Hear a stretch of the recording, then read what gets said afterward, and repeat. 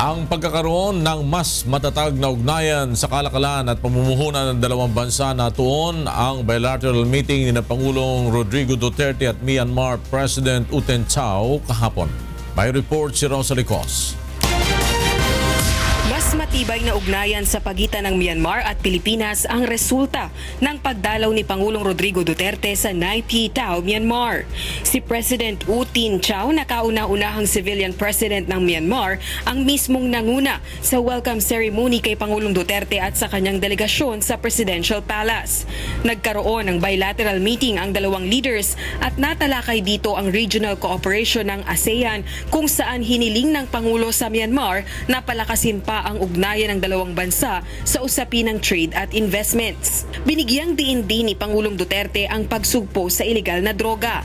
Sinaksihan din ni Pangulong Duterte ang pagpirma sa Memorandum of Understanding on Food Security and Agricultural Cooperation sa pagitan ng Department of Agriculture ng Pilipinas at Myanmar's Ministry of Agriculture, Livestock and Irrigation. Sa uli, nakipagpulong din si Pangulong Duterte sa State Councilor na si Daw Aung San Suu Kyi at inimbitahan niya itong dumalaw sa Pilipinas.